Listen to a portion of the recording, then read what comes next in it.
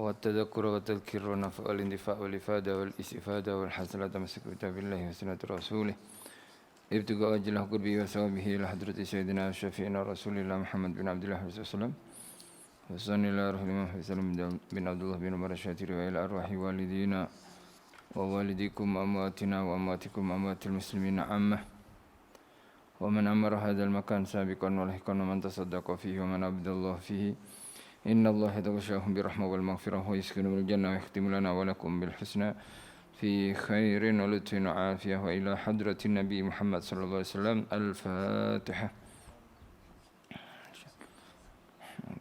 بسم الله الرحمن الرحيم الحمد لله رب العالمين الرحمن الرحيم إياك نعبد وإياك نستعين إياك نعبد وإياك نستعين إياك نعبد وإياك نستعين اهدنا الصراط الذين أنعمت عليهم غير المغضوب عليهم ولا الضالين آمين. Alhamdulillah wassalatu wassalamu ala Rasulillah Sayyidina Muhammad bin Abdullah wa ala alihi wa sahbihi wa mawalah wa la hawla wa la quwata illa billah rabbi syrah li sadri wa yassir li amri wa hlul 'uqdatam min lisani yafqahu qawli amma ba'du. Yang dimuliakan oleh Allah Subhanahu wa taala, muslimin muslimat, tuan-tuan puan-puan rahimakumullah. Insyaallah pada kelas kali ini kita akan teruskan kembali perkongsian atau pengajian kitab Ar-Rahiqul Makhtum, sirah perjalanan baginda Nabi Muhammad sallallahu alaihi wasallam. Yang mana kita sampai pada muka surat 109. Yakni fasal yang ke-9.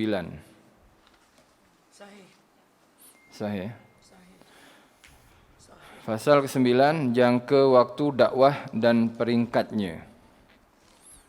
Sedia maklum bahawasanya di fasal sebelumnya Allah Subhanahu wa taala telah menurunkan satu perintah kepada Rasulullah sallallahu alaihi wasallam untuk baginda Nabi menyampaikan dakwahnya.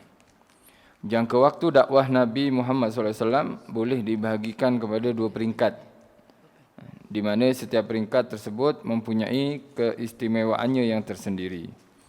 Peringkat pertama adalah jangka waktu di Mekah, ketika Nabi mula diangkat menjadi seorang Rasul, sampai berlakunya banyak penentangan, penindasan, kezaliman kepada sahabat Nabi dan termasuk kepada Nabi. Di Mekah ini, iaitu selama kira-kira 13 tahun. Jangka waktu di Madinah, iaitu genap 10 tahun. Diangkat menjadi Rasul, baginda Nabi umur 40. Ditambah 13, ditambah 10, maknanya jumlahnya 63. Tapi hijrah dan Islam, bukan Masihi. Maknanya yang Masihi 63, kalau hijrahnya sudah 65 atau 66 macam tu. Jadi lebih.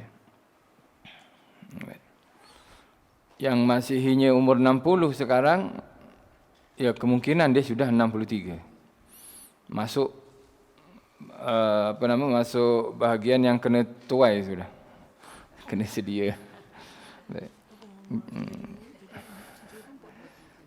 Setiap jangka waktu ini merangkumi beberapa peringkat, yang setiap satunya mempunyai keistimewaan tersendiri yang akan tampak jelas dan nyata setelah dilihat secara mendalam pada persekitaran dan suasana yang dilalui semasa misi dakwah dijalankan sepanjang jangka waktu tersebut. Baik, jangka waktu untuk permulaannya dibagi dua, ada di Mekah dan Madinah. Kemudian jangka waktu di Mekah itu sendiri boleh dibagikan kepada 3 peringkat. Peringkat pertama, peringkat dakwah secara rahsia, iaitu selama 3 tahun. Maksudnya rahsia, Nabi tidak menerangkan kenabiannya, tapi Nabi telah mengajak orang-orang terdekatnya, memberitahu, terus membacakan ayat-ayat Allah SWT, dan ramai akhirnya yang masuk Islam di 3 tahun pertama ini. Peringkat dakwah terbuka yang kedua, yakni peringkat dakwah terbuka kepada penduduk Mekah, iaitu bermula pada tahun ke-4 kenabian hingga penghujung tahun ke-10. Di sini mula ada penentangan, penolakan, khususnya yang menolak mula-mula sekali adalah Abu Lahab.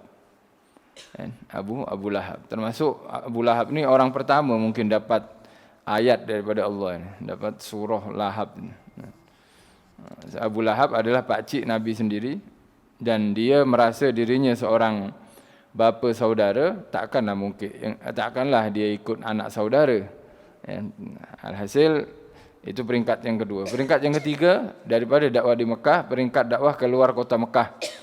Dan tersebarnya dakwah di luar Mekah, iaitu bermula pada penghujung tahun ke-10 kenabian sehingga hijrahnya Rasulullah SAW ke kota Madinah. Peringkat dakwah di Madinah akan diterangkan pada bahagiannya kemudian.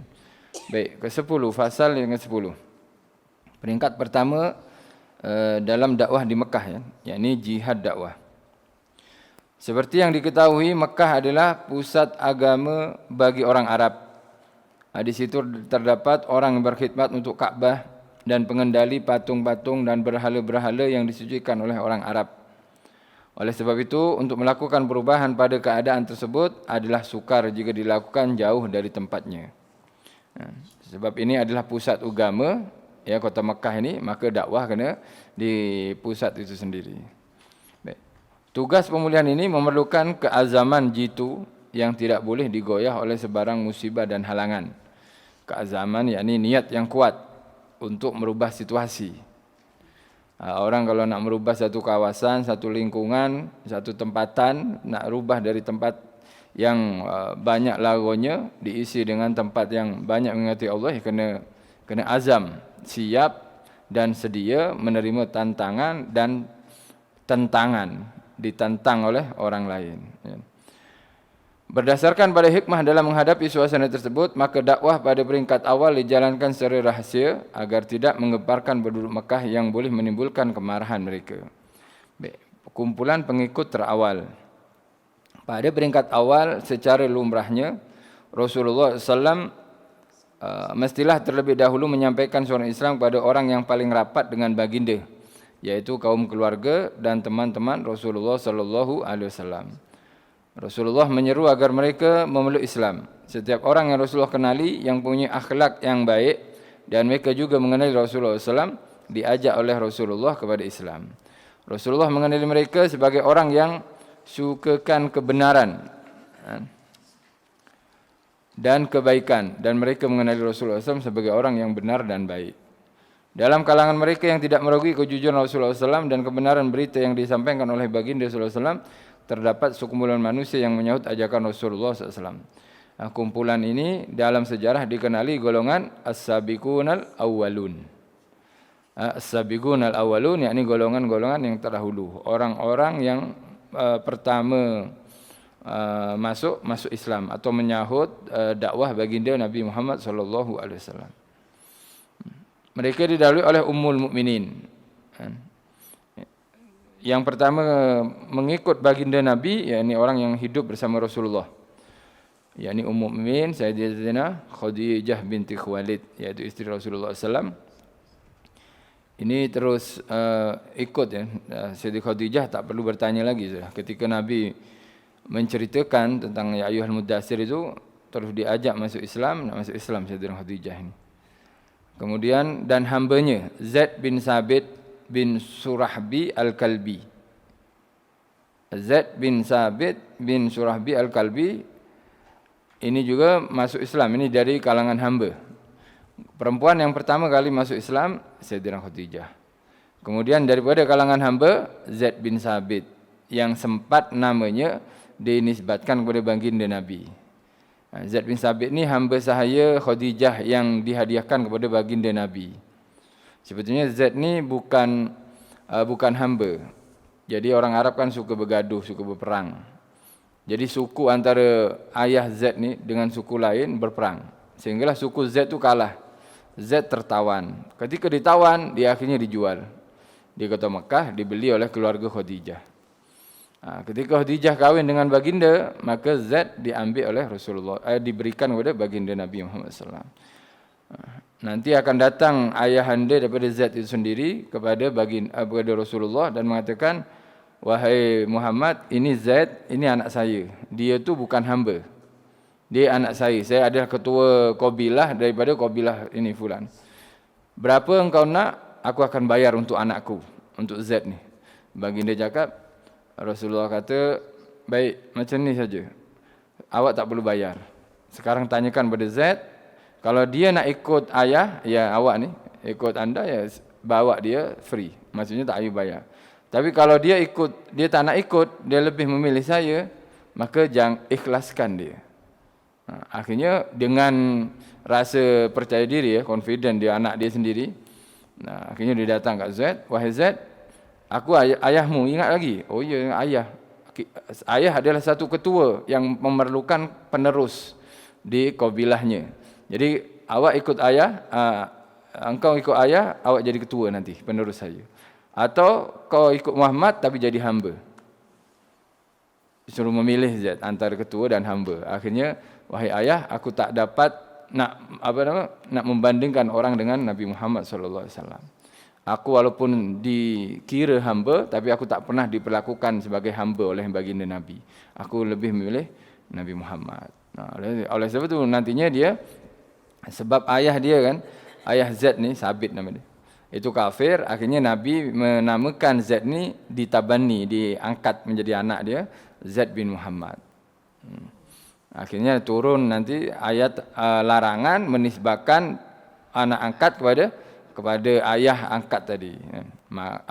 Maka Muhammadun aba li ahdi mir rijalikum. Muhammad itu bukan salah ayah daripada satu kalian, dan tak boleh. Akhirnya balik Zaid bin Sabit, walaupun Sabitnya belum masuk Islam. Akhirnya Zaid bin Sabit Surahbi Al-Kalbi, belasan tahun Zaid ketika datang ayahnya nanti. Ketika ini dia masih kecil lagi. Oleh termasuk budak maksudnya anak-anak yang pertama kali masuk Islam, ya Zaid ini. Zaid. Ada yang mengatakan Zaid masuk hamba.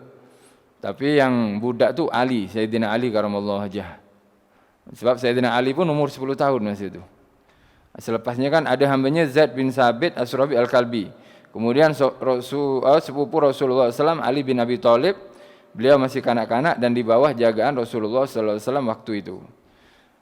Jadi kan yang masuk Islam ni perempuan pertama Khadijah, hamba sahaya Zaid. Kalau kita Zaid, anak-anak Sayyidina Ali, orang dewasa Abu Bakar Siddiq, macam tu. Abu Bakar As-Siddiq. Lepas tu Siti Fatimah kat mana Siti Fatimah? Siti Fatimah automatik masuk. Masa itu umur 5 tahun, berapa tahun. Siti Fatimah anak daripada Khadijah kan, dia terus imanlah kepada ayahnya. Tak perlu ditanyakan keislaman Siti Fatimah sebab dah jelas dia terus ikut ayahandanya. Sayyidina Ali masa tersebut hidup bersama baginda Nabi. Memang Sayyidina Ali diambil daripada ayahnya Abu Talib. Abu Talib ni dia bukan orang berada kan, anak ramai, kesusahan. Akhirnya Nabi selepas menikah, Nabi tahu keadaan pakcik dia, bapa saudara dia Abu Talib. Akhirnya datang ke pakcik yang lain, Sayyidina Abbas kan.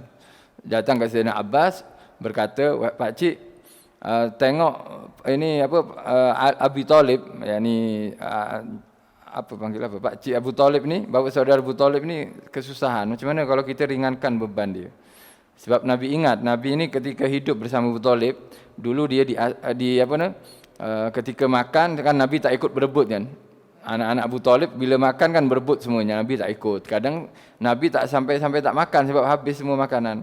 Akhirnya Abu Talib berkata pada isterinya, bila dah siap makanan, asingkan untuk Muhammad.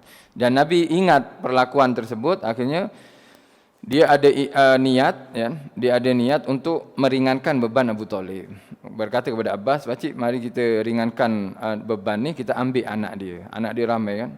Akhirnya Sayyidina Abbas ambil Ja'far bin Abi Talib, Ja'far At-Tayyar yang meninggal dunia ditombak berapa kali kan. Kemudian Nabi mengambil Sayyidina Ali. Kemudian Nabi mengambil Sayyidina Ali masih kecil tu dia. Jadi ringanlah beban dia. Oleh itu Sayyidina Ali hidup bersama Rasulullah sallallahu alaihi wasallam. Lala sekali jadikan menantu juga jadinya. Kan ni sepupu kan, Abu Talib adik-beradik Abdullah. Abdullah ni dengan Abu Talib kan adik-beradik. Maknanya Nabi dengan Sayyidina Ali sepupu. Sepupu Nabi dengan Sayyidina Ali sepupu, tapi kalau Sayyidina Ali dengan Fatimah bapa saudara sepupu. Sepupu saja bukan mahram sudah. Apalagi bawahnya lagi bukan mahram. Kan yang makruh tu di dalam pernikahannya kalau kita tengok yang dimakruhkan pernikahan yang terlalu dekat. Yang dekat, bukan mahram. Kalau mahram haram lah. Ya, adik nikah dengan abang dia mana boleh, haram hukumnya. Tapi maksudnya dekat ni yang bukan mahram. Contoh sepupu dengan sepupu. Sepupu dengan sepupu yang mereka ni hidup bersama mula kecil, contohnya lah. Itu dimakruhkan. Sebab kenapa? Sebab kalau orang ni dah biasa mula kecil, ya biasa saja, tak ada yang special, tak ada lain lah kepadanya, biasa. Lala sekali akan berkesan pada anaknya. Jadi oleh itu dimakruhkan menikahi orang yang dekat dengan kita nasabnya, dekat sangat yang akrab, yang paling dekat dengan kita, tapi bukan mahram. Sepupu lah contohnya. Ada orang mengatakan, dah macam mana Sayyidina Ali kahwin dengan Fatimah? Oh, Sayyidina Ali Fatimah bukan sepupu, tapi bapa saudara sepupu ya, bapa saudara sepupu macam tu. Anak dia takut ada kelainan, ada kekurangan macam tu. Dan hambanya Ali bin Abi Thalib, beliau masih kanak-kanak dan di bawah jagaan Rasulullah SAW waktu itu. Serta sahabat setia Rasulullah SAW Abu Bakar As-Siddiq. Sayyidina Abu Bakar As-Siddiq ni masuk Islam, dia tak tanya langsung sudah. Dia memang tahu Rasulullah, tak pernah menipu, diajak terus dia iman kepada baginda Nabi, bahkan dia bertanya, Tuhan kita ni siapa? Tak bertanya macam tu. Tugas saya apa ya Rasulullah? Dia terus memanggil Rasulullah. Mula-mula Muhammad sebab kawan kan. Sayyidina Abu Bakar lebih tua 3 tahun daripada Nabi. Lebih tua 3 tahun daripada Rasulullah SAW. Jadi panggilnya Muhammad. Tapi ketika Nabi mengisytiharkan atau mengajak Sayyidina Abu Bakar ini masuk Islam, terus bertanya, ya Rasulullah, tugas saya ni apa? Tugas awak sebarkan semampu awak. Jangan buat kegaduhan. Sayyidina Abu Bakar ni terkenal di kalangan Quraisy orang cerdik. Khususnya bab nasab, dia hafazan dia kuat. Jadi kalau orang tanya nasab, orang Arab kan sangat fanatik dengan nasab ya. Nasab ni memang dijaga betul. Sayyidina Abu Bakar ni pakar dia. Termasuk orang yang pakar nasab. Jadi disegani jugalah di kota Mekah ni, kota Mekah. Dan Sayyidina Abu Bakar memang tahu nasab Rasulullah, tahu nasab Nabi Muhammad SAW sampai Nabi Ismail. Memang nasab dia baik. Sayyidina Abu Bakar tak banyak cakap sudah. Sampai imannya tak perlu di. Nama Sayyidina Abu Bakar tahu tak? Siapa nama? Abu Bakar ni bukan nama dia ya. Abu Bakar ni dikatakan sebab kenapa? Ya, ibu dara, ibu pula, ayah anak dara. Kan Siti Aisyah kahwin dengan Nabi nanti. Tapi alhasil panggilan dia Abu Bakar memang Abdullah bin Quhafah. Ya, Abdullah bin Quhafah nama Abu Bakar As-Siddiq. Gelaran As-Siddiq nanti dia akan ketika Nabi Isra Mi'raj ada gelaran As-Siddiq itu sendiri. Baik. Mereka ini memeluk Islam pada hari pertama Rasulullah SAW melancarkan dakwah baginda SAW. Jadi ada kejayaan lah. Berapa orang, ini 4 orang ya. Sayyidina Ali, Sayyidina Khadijah, Zaid bin Sabit dan Sayyidina Abu Bakar As-Siddiq. Khususnya anak-anak Nabi ini ikut Nabi semua. Kemudian Abu Bakar radhiyallahu anhu hari itu juga ya, turut bersama-sama Rasulullah menyeru kepada Islam. Abu Bakar As-Siddiq ialah seorang lelaki yang mesra, disenangi dan mudah berkira bicara, berakhlak baik dan suka berbuat kebaikan. Ramai lelaki daripada golongan kaumnya suka datang dan berkawan dengan beliau disebabkan beliau yang berpengetahuan dan ahli perniagaan di samping pergaulannya yang baik. Justru beliau mengambil kesempatan tersebut untuk turut menyebarkan Islam kepada mereka yang percaya kepadanya yang sering mengunjunginya. Melalui usaha beliau, beberapa orang telah memeluk Islam. Ini orang-orang ni masuk Islam di tangan Sayyidina Abu Bakar As-Siddiq. Kalau Sayyidina Abu Bakar masuk Islam di tangan baginda Nabi. Siapa saja yang masuk Islam di tangan Sayyidina Abu Bakar? Utsman bin Affan Al-Umawi. Sayyidina Utsman ini yang mana Nabi mengatakan, saya malu, macam mana aku tak malu kepada Utsman sedangkan malaikat malu kepada Utsman. Kan pernah Nabi ini duduk macam tu, angkat kaki macam ni, angkat kaki, jadi bersandar macam ni.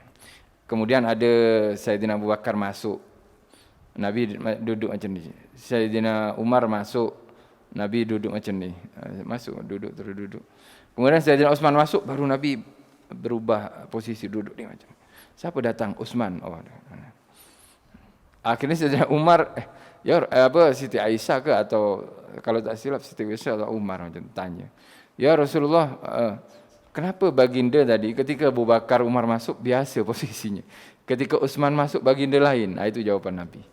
Macam mana aku tak malu dengan orang yang malaikat malu kepadanya. Sebab kenapa Sayyidina Uthman ini orang yang tak pernah melihat auratnya. Bahkan bila dia berhajat atau mandi, dia tutup aurat semua. Bahkan masuk ini pun ditutup kepalanya. Memang dia rasa malu dalam dirinya tinggi. Sampai-sampai malaikat tu malu nak kepada Sayyidina Uthman. Nabi yang tahulah. Nabi pun akhirnya ikut apa yang dilakukan para malaikat itu sendiri. Dan ini Sayyidina Uthman ni masuk Islam ya sebab Sayyidina Abu Bakar Siddiq. Sayyidina Uthman sendiri nantinya jadi menantu Nabi 2 kali ya. Baik. Ini orang-orang Sayyidina Abu Bakar termasuk orang yang sudah dinas masuk surga kan. Bahkan Sayyidina Abu Bakar ini selepas para anbiya dan rasul yang afdal tu Sayyidina Abu Bakar Siddiq. Jadi sahabat-sahabat anbiya yang lain, sahabat Nabi Isa, sahabat siapa saja Nabi kan, itu kalah dengan Sayyidina Abu Bakar Siddiq. Hadis yang terkenal adalah banyaklah kelebihan Sayyidina Abu Bakar ini. Seandainya iman umat manusia ni ditimbang, maka tak akan dapat mengalahi iman Sayyidina Abu Bakar Siddiq. Sangat kuat imam dia. Kemudian Zubair bin Awam Al-Asadi, ini termasuk juga orang yang Sayyidina Abu Bakar, Sayyidina Uthman ini dinas masuk surga ni. Ini ahlu surga sudah di dunia dia orang. Ketika perang Badar, ketika perang Badar dapat bisyarah dia orang masuk surga. Antara istilahnya orang-orang yang dijamin masuk surga itu dah. Kalau kita ada jaminan masuk surga, tak solat sudah, tak solat. Suka hati dah main apa, suka hati lah dia main nak pergi mana, buat apa, suka hati dia. Sebab masuk surga dah jamin. Tapi dia orang walaupun dijamin tak semena-mena lah kehidupannya, tak foya-foya macam tu. Baik Zubair bin Awam Al-Asadi juga masuk Islam Sayyidina Abu Bakar. Abdurrahman bin Auf ini juga ahli surga juga. Sa'ad bin Abi Waqqas Az-Zuhri ini ahli surga, dan Talha bin Ubaidillah At-Taimi. Semuanya ini masuk orang-orang yang telah diberikan bisyarah kabar gembira oleh Nabi menjadi ahli surga ketika mereka masih ada dalam dunia ini. Ya. Mereka berlapan ini mendahului orang lain dalam menerima Islam. Merekalah kumpulan pengikut rawal dan golongan hadapan dalam Islam. Masya-Allah. Sayyidina Abu Bakar Siddiq. Akhirnya apa saja Sa'ad bin Abi Waqqas ini kan terkenal kan. Sa'ad bin Abi Waqqas yang menaklukkan negara-negara besar kan. Itu Sayyidina Abu Bakar dapat kebahagiaan juga. Sebab dia yang masukkan Islam. Talha bin Ubaidillah, sahabat Talha ini pun sama ketika perang Uhud, dia mati ketika perang Uhud. Nabi mengatakan kalian yang ada di atas bukit jangan turun, apapun yang berlaku jangan turun. Akhirnya last sekali yang di atas nampak muslimin dah menang, musyrikin mundur, mereka turun pula. Akhirnya diserang dari belakang. Ketika itulah kelam kabutlah muslimin. Sebab di atas sepatutnya boleh memanahkan daripada atas. Turun juga akhirnya. Ketika perang Uhud ni memang muslimin tak ikut kata baginda Nabi. Yang menyelamatkan Nabi ini Talha bin Ubaidillah. Talha bin Ubaidillah yang menjadi perisai pada Rasulullah sallallahu alaihi wasallam. Mati syahid dia. Itu pahalanya Abu Bakar pun dapat juga. Sebab orang-orang ini semuanya masuk Islam di tangan Sayyidina Abu Bakar Siddiq. Mereka berlapan ini mendahului orang lain dalam menerima Islam. Merekalah kumpulan pengikut rawal dan golongan hadapan dalam Islam. Ada 8 ya, tambah Sayyidina Ali nanti, tambah Sayyidina Umar, itu orang-orang yang dibisyarah masuk Islam sudah. Jadi 10 kan. Sayyidina Ali, Sayyidina Umar tambah orang-orang ni. Sayyidina Uthman, Sayyidina Abu Bakar, orang-orang ni. Ini dinas, bukan maknanya semua tak masuk surga, tak. Maksudnya mereka ini dapat berita dah, sedangkan mereka hidup lagi. Dalam kalangan orang Islam yang terawal termasuk juga Bilal bin Rabah Al-Habashi patutnya. Al-Habashi kan. Al-Habsyi atau Habasyia ya, di Ethiopia. Bilal masa itu hamba sahaya, sedia maklum ya. Bilal ni pun sama ketika Mi'rajnya Nabi, Nabi telah mendengar terompa dia atau selipar sendal dia didengar oleh Rasulullah dalam surga. Diikuti orang yang digelar orang amanah dalam kalangan umat ini, yaitu Ubaidah Amir bin Jarrah. Ubaidah bin Jarrah daripada Bani Haris bin Fihir. Abu Salamah bin Abdul Asad Al-Makhzumi, Al-Argam bin Abil Ghar bin Abi Al-Gham bin Abil Al-Argam Al-Makhzumi, Utsman bin Mazun serta dua beradiknya iaitu Qudamah bin Abdullah, Ubadah bin Haris dan Al-Muttalib bin Abdul Manaf. Ubadah bin Haris bin Al-Muttalib bin Abdul Manaf sepupu Nabi juga. Sa'ad bin Zaid Al-Adawi dan isterinya Fatimah Al-Khattab Al-Adawiyah. Fatimah ini adik Sayyidina Umar ni, ya. Fatimah binti Khattab Al-Adawiyah, adik perempuan Umar bin Khattab. Khabbab bin Arad, Khabbab bin Arad betul, Abdullah bin Mas'ud Al-Hudali dan ramai lagi. Ini secara singkatnya macam tu lah. Hari-hari berikutnya berapa bulan, berapa minggu, akhirnya ramai juga yang masuk Islam. Ya, ini ahli surga semuanya ni. Fatimah apa semua, Khabbab bin Arad pun syahid juga, Abdullah bin Mas'ud pun sama. Abdullah bin Mas'ud akhirnya menjadi pelayan Rasulullah SAW, Al-Hudali ya. Pelayan baginda. Abdullah bin Mas'ud orang sahabat yang paling kecil dia. Yang paling kecil. Kalau sahabat lain duduk, dia berdiri sama tinggi. Badan betis dia pun kecil. Betis dia kecil. Macam stand tu paling. Macam tu, kecil. Sebab pernah nampak oleh sahabat ketika Abdullah bin Mas'ud naik kurma. Kan budak kecil, ambil kurma ni. Bukan budak kecil, sahabat. Mudah kan nak naik tu kan. Ringanlah badan tu. Orang Arab kan besar-besar, nak panjat-panjat jatuh memang ketabak macam tu. Tapi ini yang kecil suruh naik. Ketika naik, angin bertiup. Bertiup, terbuka betis dia. Terbuka betis. Terkejut sahabat. Kecilnya, gelak jadi. Nabi ada masa tu. Nabi menegur mereka, kenapa kalian ketawa dengan apa yang kalian lihat? Tak ya Rasulullah, kami terkejut dengan betisnya Abdullah bin Mas'ud. Ketahuilah, betis Abdullah bin Mas'ud yang kecil macam ni kan. Ya, ini lebih nanti di surga dan di akhirat lebih berat daripada gunung Uhud. Akhirnya terdiam sahabat yang lain. Sebab kaki itu ikut dakwah Nabi lah, ikut berjihad dengan Rasulullah sallallahu alaihi wasallam. Abdullah bin Mas'ud, iya banyak hafal, ramai sahabat yang pandai mengaji. Ya.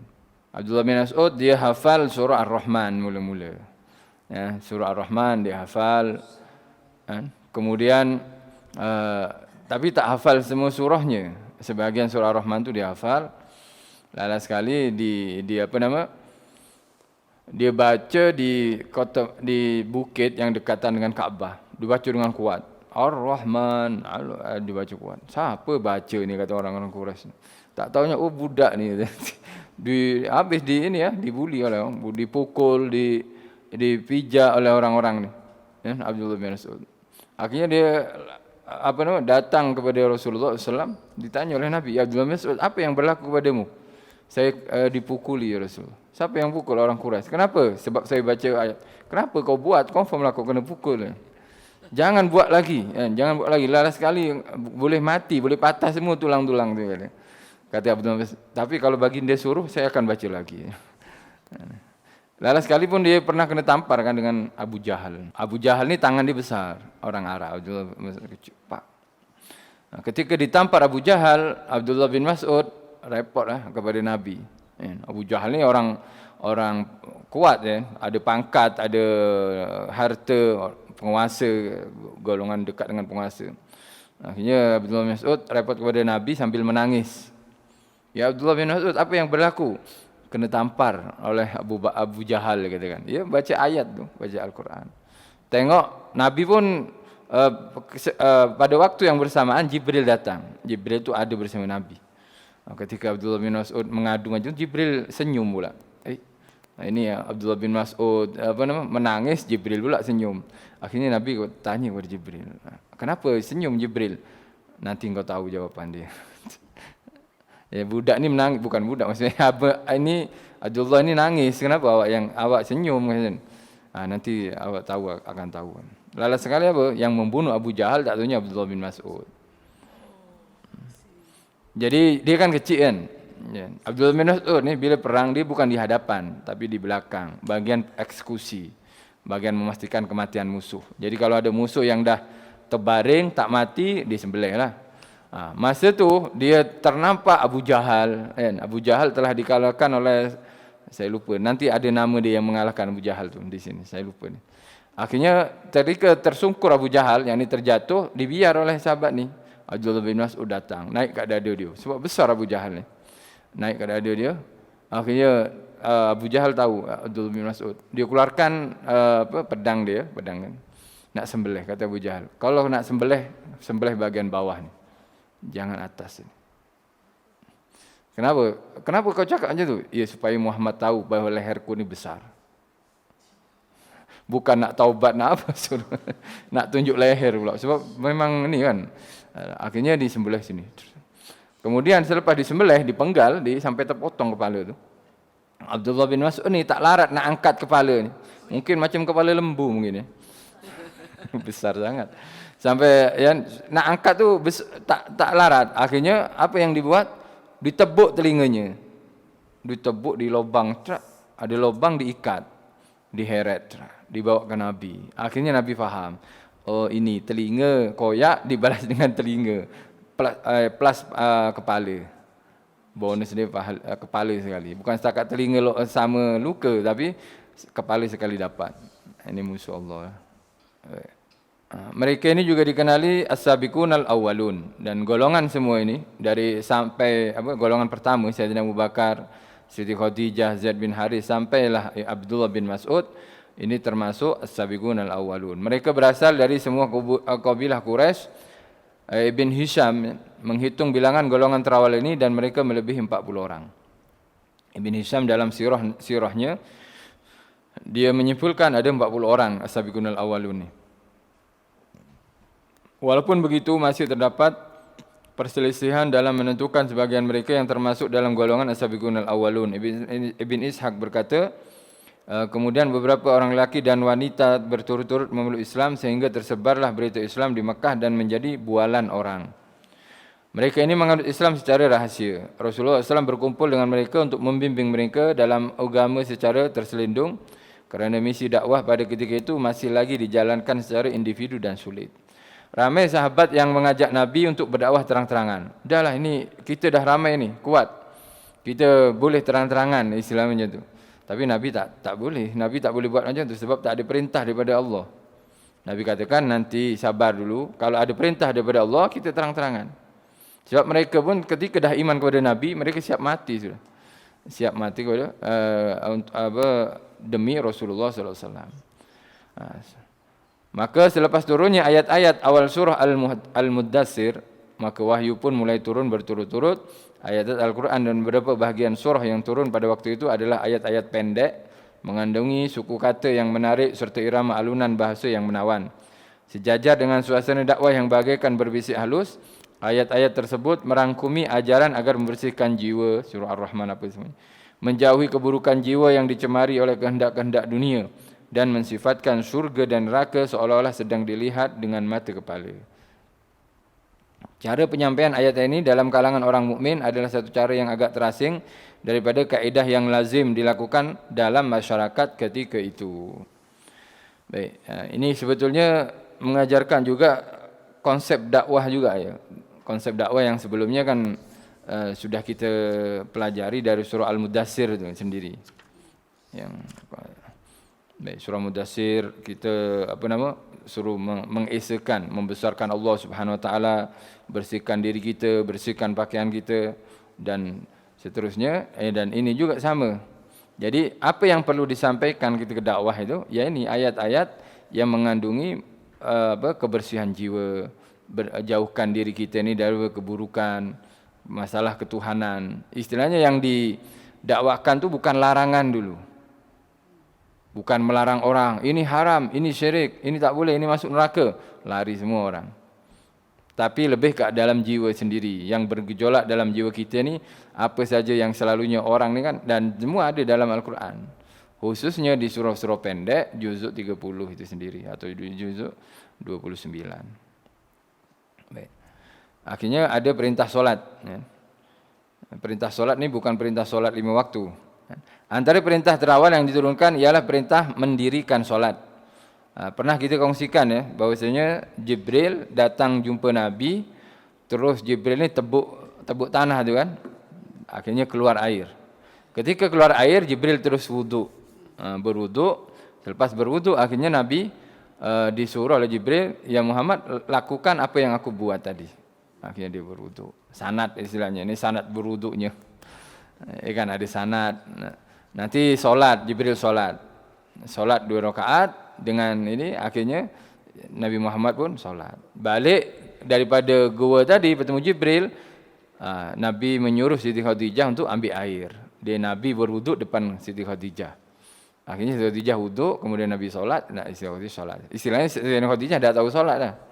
Cara dia dah tahu kan, hari itu kan dah solat dia orang. Tapi solat yang 2 rakaat ni, bukan solat 5 waktu. Ya, tauhid itu memang penting ya, tauhid. Tapi kalau tauhid terlalu mendalam pun kita confuse juga jadinya. Tauhid maksudnya yang wajib-wajib tu saja. Kalau yakni sebetulnya cara dakwah tu dah ada pada ulama kita. Ulama kita dah ada semua. Tapi yang dulu-dululah, sekarang ni terus, sebab orang dah bukan orang awam kan, ramai mereka ada basic semuanya. Ada dasar, ada asasnya. Tasawuf, kalau tasawuf sahaja sampai mendalam juga berbahaya juga. Sebab nanti dia akan mementingkan hati. Nanti solat kalau hati tak bersih nak buat apa? Bersihkan hati dulu. Akhirnya macam tu. Kalau kita sebetulnya fikah cara solat dulu, kewajiban tu solat dulu. Kewajiban solat, dan ulama sebagiannya terus gabung dua-dua. Seperti Imam Ghazali, fikah tasawuf sekali jalan. Itu lebih afdal lah. Fikah tasawuf sekali jalan kan, Imam Ghazali kan fikah tasawuf di Bidayatul Hidayah, kan kandungan dia bukan fikah saja kan, tapi sekali dengan tasawuf. Jadi bukan setakat zahir saja basuh muka, tak. Dia artikan muka ini kita buat dosa, mata ini buat dosa, akhirnya tasawuf juga akhirnya. Itu lagi elok macam tu. Oleh ulama kita memang ramai yang suka Imam Ghazali. Sebab cara pendekatan dia memang sesuai dengan masanya. Sesuai dengan masanya. Tapi alhasil dakwah pertama, jangan yang haram-haram itulah, neraka apa semua. Cerita Allah SWT itu pasti, tauhid dulu itu pasti. Kemudian surga dan kejiwaan ini juga. Kalau kita dah cerita surga, confirm lah nak masuk surga itu buat apa? Buat solat lah. Kalau solat kena tahu cara, wuduk apa semua.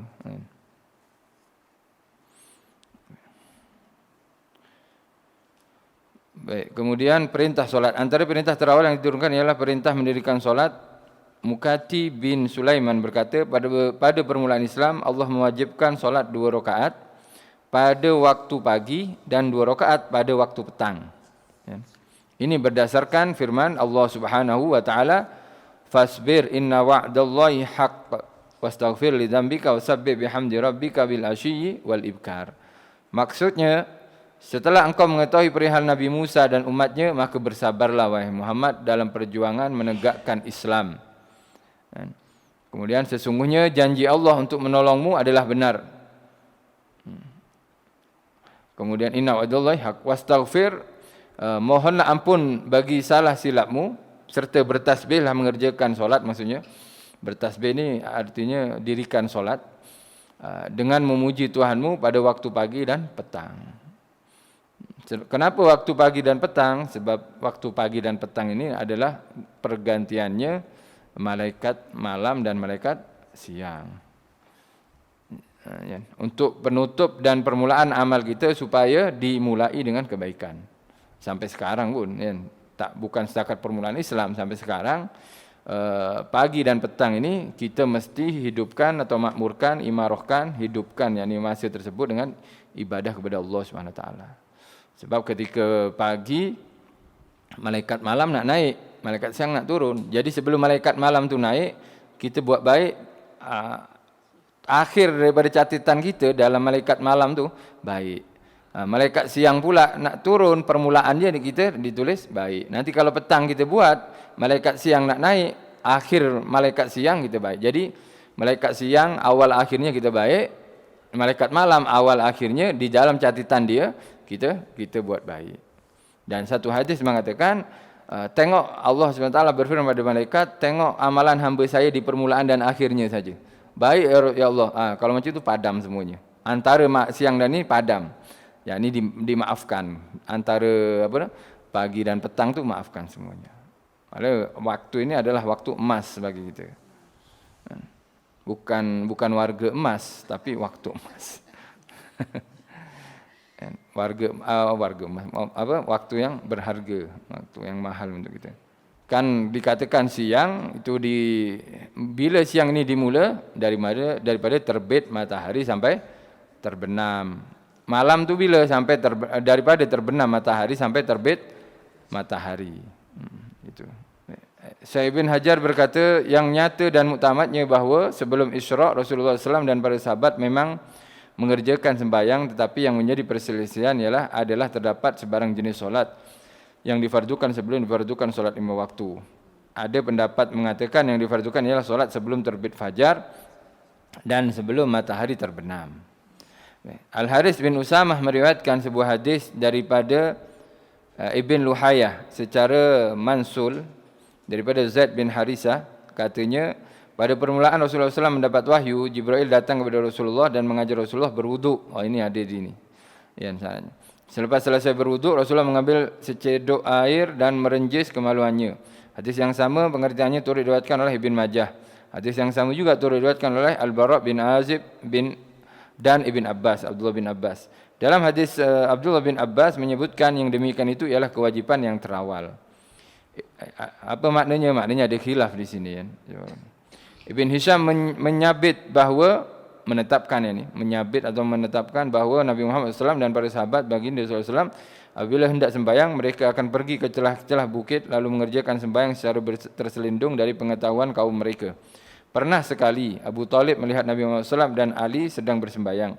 Lalu dia pun bertanya mereka mengenai hal itu. Bila beliau mengetahui duduk perkara, beliau menyuruh mereka supaya bertabah, yakni bersabar.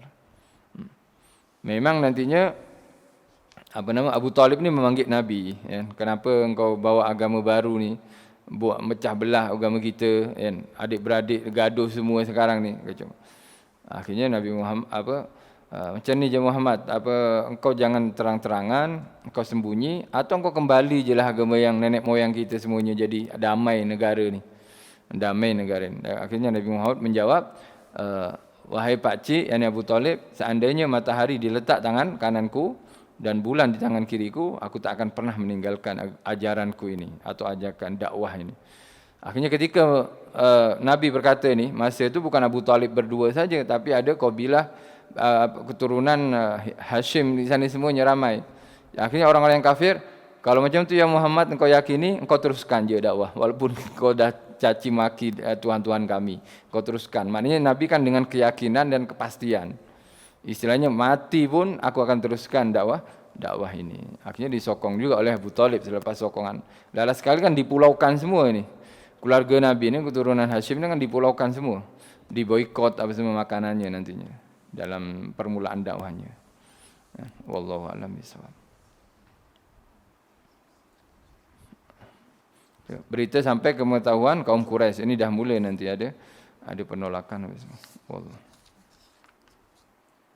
Okay, nak sambung sikit peringkat 11 ni ada lagi. Berita sampai ke pengetahuan kaum Quraisy. Melihat kepada berbagai peristiwa yang berlaku, tidak heranlah dakwah peringkat pertama ini walaupun dijalankan secara rahsia dan antar individu sampai juga ke pengetahuan orang Quraisy. Namun pada peringkat ini mereka masih mengambil sikap tidak memperdulikan. Tak kisahlah sebab tak ramai sangat. Kemudian tak ada kutukan-kutukan berhala apa semua, mereka belum mengutuk lagi. Bukan mengutuk sebetulnya, menyatakan suatu kenyataan. Berhala ni engkau yang buat, engkau yang betulkan, engkau yang rias apa semua dan engkau yang sembah pula. Muhammad Ghazali berkata, Muhammad Ghazali ni ulama bukan Imam Ghazali. Ini ulama lain. Muhammad Ghazali berkata, ahli sejarah juga, berita-berita ini sampai ke pengetahuan orang Quraisy tetapi mereka tidak mengambil peduli. Boleh jadi mereka menyangka Muhammad adalah sama seperti golongan pengkaji agama yang sering berbicara mengenai ketuhanan dan hak ketuhanan seperti yang dilakukan oleh Umayyah bin Abi Sult, Qais bin Sa'adah, Amru bin Naufal dan mereka yang seumpamanya. Namun begitu, dalam diam-diam orang Quraisy telah memperhatikan berita yang tersebar ini dan sejauh mana kesannya. Lalu mereka mula mengintip untuk mengetahui hasil dan dakwah Rasulullah SAW. Setelah 3 tahun berlalu, dakwah masih lagi dijalankan secara rahasia dan individu. Sepanjang tempoh ini terbentuklah sekumpulan jamaah orang mukmin yang berasaskan kepada persaudaraan, tolong menolong, menyampaikan risalah dan membantu meneguh kedudukan mereka. Kemudian turunlah wahyu yang memerintahkan Rasulullah SAW supaya mengisytiharkan secara terbuka kepada kaumnya serta menghadapi kebatilan mereka dan menyerang berhala-berhala mereka. Baru selepas ni Nabi akan naik ke Jabal Abil Qubais menyatakan apa yang telah diterima oleh Rasulullah sallallahu alaihi wasallam. Di situlah nanti Abu Lahab nanti buat perangai. Alhasil dakwahnya kalau orang dulu sebetulnya mereka ni dakwahnya bukan setakat cakap saja tapi lebih kepada sosial, pemberian.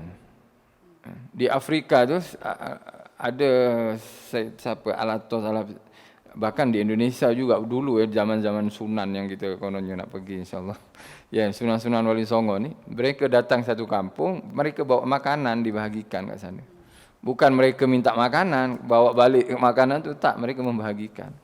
Sama yang di Afrika, mereka tak banyak cakap. Mereka niaga di Afrika, ada seorang ulama ni saya lupa nama dia. Niaga, kemudian setiap niaga tu dilebihkan. Nak beli beras berapa kilo, contoh kalau beras, gula, alhasil jualan macam tu, dilebihkan. Ini bagi untuk keluarga. Akhirnya orang suka beli kat dia. Suka kat dia. Saya tak ada duit pun dibagi juga. Tak apalah, bagi.